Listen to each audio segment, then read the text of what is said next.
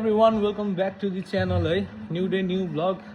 अनि त्यही हो, आज चाहिँ अलिकति ढिलै उठेछु, लिटरली ढिलो होइन एकदमै ढिलो उठेछु है। अनि उठ्ने बित्तिकै मैले आज चाहिँ के सुनेँ भने पन्छे बाजाको आवाज सुने। अनि यति बिहानै बिहे हुँदैछ भन्दै थिएँ, भरे त आफै चाहिँ ढिलो उठेको रहेछु। 11:30 बजिसकेको रहेछ होइन। अझै पनि सुन्न सक्नुहुन्छ हजुरहरू, यहाँनिर पन्छे बाजा बजेको। यहाँ भवनमा चाहिँ बिहे हुँदैछ है, एकदम मिठो बजाउनु हुँदैछ। र अब अलिक दिनपछि चाहिँ मेरो साथीको पनि बिहे छ। अनि अरू मेरो धेरै साथीहरूले पनि बिहे गरिसक्नु भएको छ। अनि यो बिहेको बारेमा चाहिँ मलाई के लाग्छ भने एकदम लाइक हरेक मान्छेको लाइफमा चाहिँ बिहे एकदम ठुलो मुभमेन्ट हो क्या है। त्यसपछि सबैको लाइफ चेन्ज हुन्छ, आफ्नो आफ्नो लाइक जीवन जिउने तरिकै बदल्नुपर्छ, कति कुरा कम्प्रोमाइज गर्नुपर्छ है। तर अर्कोपट्टिको राम्रो साइड चाहिँ के छ भने तपाईँको सुख दुःखमा है जे गर्दा पनि लाइक कोही नभए पनि there is always someone क्या, जसले चाहिँ तपाईँलाई सपोर्ट गर्छ। अनि त्यो चाहिँ म्यारिजको एकदम बेस्ट लाइफ हो। आई मिन बेस्ट लाइफ भन्नाले पनि बेस्ट पोइन्ट हो। त्यही हो, बे भन्ने कुरा हुँदै गर्छ है। सबैभन्दा मेन कुरा भनेको आफ्नो पार्टनर सोच्दा चाहिँ एकदम वाइजली चुन्नु होला। अनि अब चाहिँ मलाई भोक लागिसक्यो, 12 पनि बजिसक्यो, केही खाएको पनि छैन, अब खाना खान्छु है। साथी यो चाहिँ हाम्रो रकी है। रकी यहाँ चाहिँ बस, ओ रकी ला छिटो छ त। यसलाई चाहिँ हामीले सानोमा पालेको थियौँ, पछि आफै कता कता त्यो आवारा उयो जस्तो डुल्न जान थालेपछि हामीले छोडिदिएको थियौँ होइन। उफ्रेको हेर्नु न, धेरै दिनपछि आयो त है। रकी यहाँ आइज, यता रकी यहाँ, रकी हेर्न आम्म के खुसी भएको हेर्नु न, खुसी भएको हेर्नु न। ओए रकी तैँले बिहे गरिस् रकी? बा के रियाक्टै गर्दैन त यार। रकी बिहे गरिस् तैँले? हुनु त बुढो भइसक्यो, बिहे गरिसक्यो होला यसले पनि। भोजन हान्दैछ, भोजन भोजन भोजन भोजन। ए बिहे गरेको छैन, सिङ्गल लाइफ, बुढो भइसक्यो अझै पनि सिङ्गल छ यो है। खाँदैछ, मस्त लाइफ बाँचिरहेको छ। र अहिले चाहिँ अब म बाहिर निस्किन आँटेको है, साथी आउँदैछ लिन, अनि हामी एकछिन बाहिर जाने है। बाहिर जाने भनेर मलाई लगभग 3 घन्टा पुगिसक्यो, मेरो साथी अझै पनि आएको छैन। र अहिले कल गर्दा चाहिँ फेरि भर्खर आउँदैछ अरे होइन। अघि चाहिँ दिउँसो घाम लागिरहेको थियो र नर्मल सर्ट लगाएको थिएँ, अब चाहिँ ज्याकेट लगाएर निस्किनु पर्ने छ। तर मान्छेले 3 घन्टा कुरायो, नेपालीहरूको 5-10 मिनट 1 घन्टा भनेको यस्तै हुन्छ भनेको हो रहेछ। वेलकम टु माई ब्लग मेरो साथी। के छ तिमीले त निकै कुरायो त यार मलाई।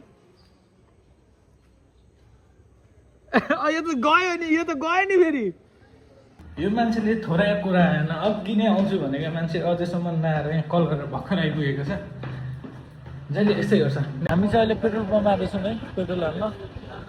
एकदम भिड छ त आज, के भोलि बन्द हुन्छ भनेर हो। अरूतिर पनि भिड हो, त्यो त बन्द हुन्छ भनेर होला सायद, एकदम भिड भइरहेको छ। हेर न कस्तो दामी लागिरहेको छ,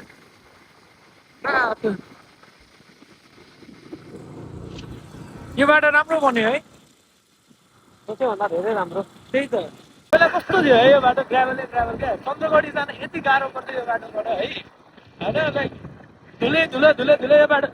चारालीको बाटो लामो छ, एकदम लामो छ, तर मान्छेले त्यही प्रिफर गर्थ्यो क्या चारालीको बाटो जाने नै। तर अहिले यो बाटो बनेर चाहिँ यति सहज भएको छ नि, लास्टै सहज भएको छ। ओहो चिसो बढ्यो यार, चिसो हाल। यो चाहिँ हाम्रो आँखा सिङ्गित मेची आई हस्पिटल। यहाँबाट इन्डियाबाट पनि मान्छेहरू धेरै आउनुहुन्छ। अनि यहाँ चाहिँ चस्मा लाइन होइन। बिर्ता बजार पनि कस्तो जाम हुन थालेछ है, मान्छे प्याक। यो चन्द्रगढीको बाटो भयो, अनि यो हाम्रो यो कोलदा जाने बाटो पनि एकदम दामी भएको छ है। यो बाटो पनि त्यस्तै, झन् बर्खामा त यति गाह्रो पर्थ्यो नि यो बाटो हिँड्न। अहिले त हेर्नु न, 3जना हालेर पनि। पछाडि अटो आउँदैछ। हामी चाहिँ आइपुगेको छौँ विराट पोखर फाइनल्ली। हाम्रो यहाँ दुईजना अरे दुईवटा गाई स्वागत गर्नलाई रेडी भइराख्नु भएको छ। अनि मेरो साथी यहाँ मेरो पछि हिँड्दैछ। पर्दैन ढोकेर छिर्नु पर्थ्यो नि।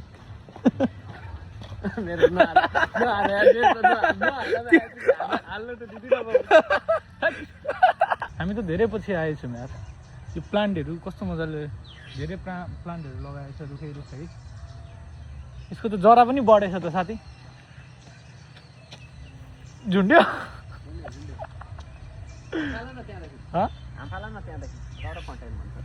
क्रिस जतै उडिदिन्छु नि फेरि म त। आऊ बस्छ। यो ठाउँ बनाएको छ, रुखी रुख हालेको रहेछ होइन। अनि ऊ त्यो बिल्डिङ पनि लाइक लगभग कम्प्लिट भइसक्न आँटेको रहेछ होइन यो बिल्डिङ। अनि यो त मन्दिर भइहाल्यो। यो पनि मैले देखेको थिइनँ, निकै पछि आएको, यो पनि बनिसकेछ। लाइक धेरै राम्रो भइसकेछ है। हेर न गार्डन पनि कति राम्रो भइसकेछ क्या। लास्ट टाइम आउँदा यस्तो थियो र थिएन नि यार, निकै पछि आएछौँ। अनि विराट पोखर चाहिँ यस्तो देखिने रहेछ है, अगाडि नै मोडल बनाएको रहेछ। ए टाउका हालेर फोटो खिच्छौ कि यहाँनिर? ल जाउँ अब, बेलुका नि भइसक्यो। तर मलाई एकदम मन पऱ्यो यार, यो गार्डन कस्तो दामी लाग्यो क्या, सफा बनाएको रहेछ यार। पर उप्पड खापड थियो है। अनि यहाँ पनि काम हुँदै रहेछ, बनाउँदै रहेछ। पहिला हामीलाई निकै इम्प्रुभ भइसकेको छ, निकै भएछ यार हामी नआएको। र अब यहाँबाट चाहिँ हामी निस्किन्छौँ चिया खानालाई। अब यो रुख त कस्तो बुढो भइसकेको छ यार, दारी नै दारी आइरहेको छ। घाम पनि डुबिसक्यो, कस्तो दामी देखेको। हामी आइयो, घुम्यो, वाक हान्यो, गफ गऱ्यो एकछिन है। अनि अब यहाँबाट निस्किएको, अब हामी चिया खान जान्छौँ। अनि त्यसपछि छुट्टिन्छौँ होला। तर चिया खान कहाँ जानु? चियाबारी। ल अहिले चाहिँ हामी चियाबारी आइपुगिसक्यौँ, चिया भनेको छौँ। हाम्रो लेमन टी पनि आयो है, चट्ट खाने हो।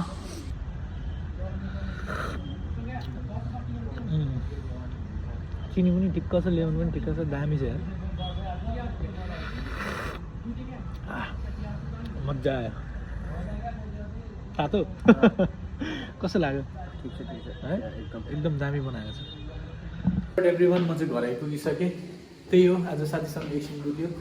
के छ केटा, ठिक छ? ल आजलाई यति नै। प्लिज लाइक सेयर सब्सक्राइब गरिदिनु होइन, सपोर्ट देखाइदिनु। अब नेक्स्ट भ्लगमा भेटौँ ल। By by everyone.